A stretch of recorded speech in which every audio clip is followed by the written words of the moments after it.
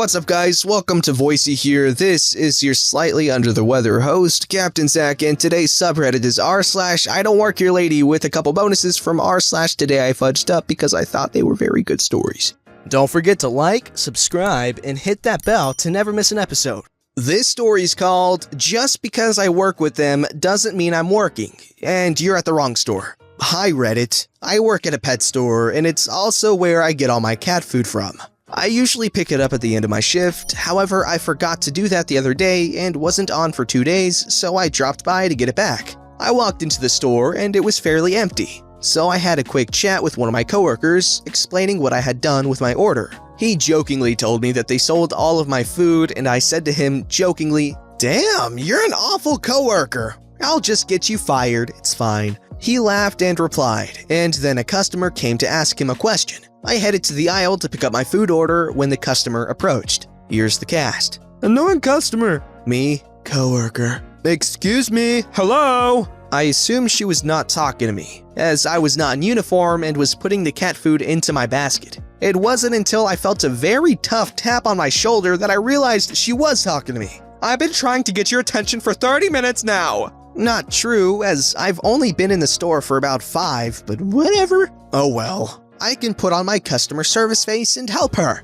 I need you to get my order. Now, orders are actually pretty rare, and we mostly keep them in the back room to ensure that whatever they want isn't sold. But I'm not permitted to go in the back room anymore as I'm not currently working, so I just picked up my stuff from the aisle, planned to take it to the counter, and have them mark off my order, and have what was put aside for my order stocked in the store. This was the one thing I couldn't really help the lady with. However, maybe I could help get her what she wanted in my way. "Alright ma'am, what was your order?" She then goes on to list some things, one of which being cat biscuits that I can see aren't stocked on the shelves directly across from me where they should be. "Sorry ma'am, I'm not currently working, so you'll need to speak to a staff member about that, as your order is being held in the back room." Excuse me? You just called him a coworker.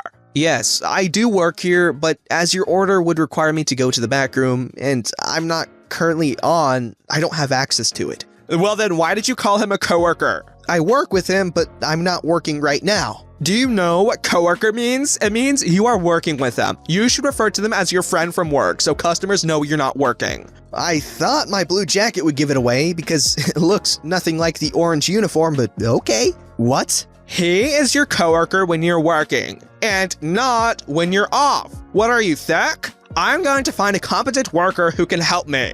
Good riddance, I think, just as my friend from work comes into this aisle, probably to have a chat with me. Yo, go to the back room and get my order. Hello. I'll do that for you now, if I could just speak to my coworker for a second, as our system seems to have blacked out for a bit, and I'll need her help fixing it. And as the word coworker left his mouth, I saw annoying customer's small brain kick in and all the small cogs beginning to turn. Does anybody have a dictionary around here? She is not your coworker. "I work with her, just not currently. OP, could you please help me fix the system?" So I went over to the computers, fixed them, and saw that for some reason, she didn't have an order placed. Usually, our shop will send her a confirmation email with a code for us to scan. However, she claims to have left her phone at home and tells us her email, which doesn't exist in the system. "Sorry, ma'am, your email isn't in our ordering system. Is there another email you may have used, or maybe a phone number?" Are you thick? I order from other pet store name all the time. "Yes, but this is name of my store, and we can't seem to find you in the system." This isn't other pet store name? "No, ma'am. The nearest one is location, I believe." And with that, the woman just left. That's what we call irony, because she's calling them thick and stupid, but she's the thick and stupid one. Thick and stupid woman. This story's called, "You sure you want me to do that, officer?" Wrong department, buddy. So, I worked for the IT help desk of our local city council, when one early morning at around 5:30 a.m., my mother stormed into my room, scaring the crap out of me and my cat. Half asleep, I asked why she was screaming at me. Clearly in a panic, she told me that the police were on the phone asking for me. Now, I won't go into detail, but suffice to say, my first thoughts were, what did I do now? And I didn't do anything, did I? Still half asleep, I walked downstairs and got on the phone and vaguely asked, "Yes?" I got a reply along the lines of, God damn it, it's always the same with you guys. Don't you know it's market day? Yeah, every Wednesday, isn't it? It is every Wednesday. Has been since around 1302 AD. What? Are you gonna stop making a joke out of this? Me slowly starting to wake up completely. No, I just do get police cutting me off angrily. Your car is on the market square, and they can't set up their stalls, damn it! Get over here now and move this damned car! The IT department was next to the market square, so sometimes the car did indeed stay parked there overnight. Me really having issues with people screaming at me? No problem. Be right there. Now, usually I rode my bike to work, but seeing as it was clearly a pressing matter, I asked my dad, who had awoken from my mother's frantic behavior, to drive me to the market square. On the way there, I explained the situation and my dad couldn't help but give a chuckle and told me, "Don't do anything stupid." To which I gave him a smile, shrugged with a Han Solo-esque grin, and told him, "Hey, it's the cops." My father snickered and shook his head, knowing that doing something stupid was somewhat my middle name. If a police officer tells you to do something, you do it, right? We arrived at the market, where people were already setting up stalls to prepare for market day, except for where I spotted the car of the IT hardware department, and about 15 meters behind it, a police car with its lights flashing. I got out and slowly walked over to the two officers that were standing near their car. One of them immediately launched into a tirade about how we were all the same and how we IT guys always thought we ran things, which basically, we did, including their IT. Once he paused, I calmly asked him what he wanted me to do. Again, he blew up nearly screaming, Move that vandangling car! Not wanting there to be any doubts, I asked if he was sure, and he truly nearly lost it, screaming incoherent words like a-hole, arrest, jail. Okay, calm down, I'll do it if you insist. Let me go up to the office and look for the keys. So off I went. I went to our offices where I was met by our clean/coffee lady, who asked why I was in so early. So I explained the situation, and that the hardware department's car was on the market square again. Confused, she asked me, "But that's not your department, is it?" To which I sighed. Nope. Do you know where the keys are?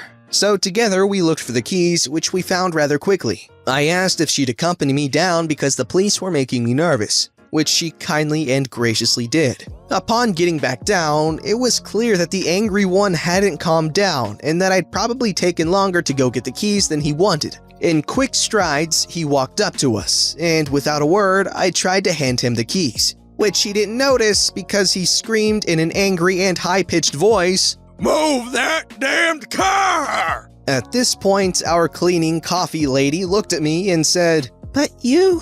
I shrugged and gave her the most roguish smile I could muster at that time. She smiled, gently shaking her head. Once more, and just to make sure I got things straight, I calmly and politely asked, "So you're telling me I have to move that car?" Now, I'd seen cops get angry before, but never turn red with figurative steam coming out of their ears. He blew up and pulled out his nightstick and took one step forward as if to indicate I was getting close to either getting arrested or getting smacked over the head. I turned and quickly made it over to the car, nervously but loudly muttering things like, "Under duress" and "not my job." I got in the car, fumbled with the keys somewhat, and in 3 or 4 tries started the car. I waited about a minute, and then the car sputtered forward and stopped. I tried again. Again the car sputtered, but then it took off, like a freaking rocket. All I remember from the short drive is seeing our cleaning/coffee lady bursting out laughing as I passed her just before I plowed into the police car. As I was getting out, somewhat dazed, I saw the 2 police officers stand there, white as sheets and utterly perplexed. I stammered at them the immortal words, I don't know how to drive, man. I just pick up phones and help people." So yes, they'd called the only person in all the IT departments that didn't have a driver's license and just worked on the phones. And one that doesn't really like the police nor getting woken up hours before I have to get up. I suffered no consequences as there were CCTV cameras filming it all, with audio. which I of course knew, and our cleaning/coffee lady clearly heard the cop order me to move the car. Having known the mayor since I was 12 helped too, of course. So the moral of the story is always do what the police tell you to do. Okay, now I might be stupid, which you guys are always quick to call me out on, but the police officer seemed to have used intimidation tactics, which is pretty darn illegal as far as I know. Again, I could be stupid, but let me know. This story's called I Hope I Ruined Their Vacation.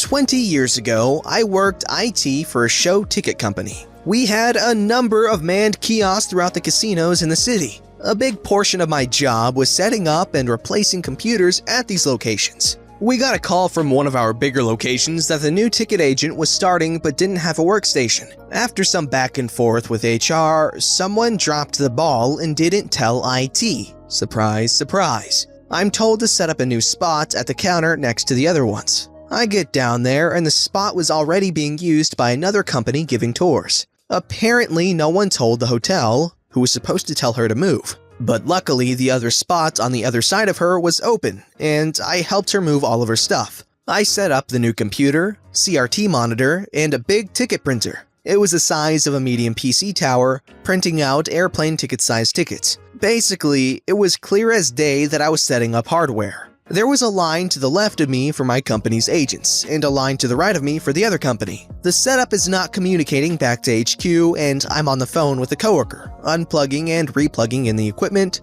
rotating everything around and checking for the right links, etc., etc. During this troubleshooting ballet, an older couple has walked up to talk to me about something vacation-related. I should have mentioned, it's Casual Friday, so I'm wearing a Billabong brand shirt with blue jeans. The agents to my left are in uniform. The agent to my right is in uniform. I'm in the middle looking like a high schooler trying to fix the computer before dad gets home. I finally see them standing there, and before I can tell them, "Sorry, I'm setting up a new system, you'll have to go to the line over there," Mr. Grumpy says, Are you gonna help us or are you just gonna stand there? I'm 20, angry at computer, and it's Friday. I'm just gonna stand here because I'm the PC tech. Oh, we got a real smart ass here. Yep. At this point, Mrs. Grumpy decided to jump in, waving her finger and yelling at me with a voice that was rougher than gravel. I don't remember exactly what she started out saying, mainly because her voice was so rough I couldn't understand it. It did end with her demanding my company's phone number so she could get me fired. I gave her an AOL dial-up number that I remembered for some reason. After they stormed off, probably to have another smoke with that voice, a customer in the agent's line next to me said, "I'm not a bright guy, but you obviously aren't selling show tickets or tours." I got back to HQ and told my coworker. He did scare me a bit, saying, "If they're angry, they'll go to the hotel. Who will lead them to us?" That didn't happen, but that did make me a bit wiser about being a smartass. Oh yes, I love, people that are like that because, they really don't have to kiss the customers' butts because, they don't work at the hotel. So what are they going to do? They're going to be like, "Hey, that man was so mean to me." "Well, were you being a jerk?" "Yeah, okay, I don't care." Alright guys, time to the juicy stuff. Today I fudged up by trying to open a jar of pickles and ended up going to the ER. So, me and my fiance went grocery shopping for some really low-calorie options, mainly for me to watch my weight. And one of the things that we bought were pickles, which had around 20 calories for the whole jar. So, my female was trying to open the jar and she couldn't open it, and I kept telling her to try harder because she's so tiny and her tiny hands needed to use more force. 1 minute of trying later, and I'm like, "Okay, let me open it for ya, weakling." So I try with like 50% of my strength, and it didn't open. Then I try with 90% of my strength, and I couldn't open it. Oh no, my butt fell off. Then I tried with 100% of my strength, and it didn't open. Okay. I then remembered this one trick that my mom would do when I was little with a knife, how she would put it under the lid and have a small amount of gas escape and make it 10 times easier to open. So I get a knife and I'm pretty steamed about this jar, so I tried jamming it into the lid and my aim was so good that it went past the lid and stabbed my hand. I didn't feel any pain at all because I was in denial that I had actually stabbed my hand. Once my hand was stabbed, I pulled it out right away, so I didn't even have a chance to see how deep it actually went. Anyways, after my denial went away, I realized that blood was pouring out of my hand and ended up getting a towel and wrapping my hand around and driving to the hospital ASAP. I didn't look at my hand once after the initial bloodletting ceremony was finished and covered up. Anyways, I had 9 stitches in my hand, and when I moved my hand in certain ways, I could see my wound open and how deep it was. It was deep. Okay, that's funny. Pro tip, this is what I do. You know those dish gloves that are like rubbery? I use those to open jars that are tough to open. It just makes it so much easier because the grip is 100%. And also, this reminds me of the time that, when I was a little kid, when I was living in Colorado, Rocky Ford, shout out if you know it, we had like this personal maintenance guy because we were loaded at the time. And he told me that to get dog food out of a can easily, stab the back, like the bottom of it, with a screwdriver and just like, shake it out because there's no suction keeping the food in the can. And so I was like, wow, that's crazy because I always had trouble getting the food out. So I did that, but I was stupid and 8 years old. And I stabbed the screwdriver directly into the fleshy bits, right? The fleshy bit right in between the index finger and the thumb. And I wasn't bleeding at all, but it hurt. It went deep. Like I could see the flesh in my hand, but I wasn't really bleeding. It was like weird and purple and oh god, it was gross looking. And it didn't hurt that bad either. I don't know what was wrong with me. This story's called Today I Fudged Up by Microwaving a Cup of Milk. Obligatory, this didn't happen today, but rather yesterday. After a long and stressful day, I decided to get myself a treat and warm myself some cinnamon milk. I have a wide variety of cups, since I like to buy cups that look kind of fancy, so as I reached into my cupboard, I managed to pull out one cup that happened to be a vacuum cup, designed to keep your drink warm for a long time. You probably see where this is going. I put the milk and cinnamon in the cup and put it in the microwave to heat it up.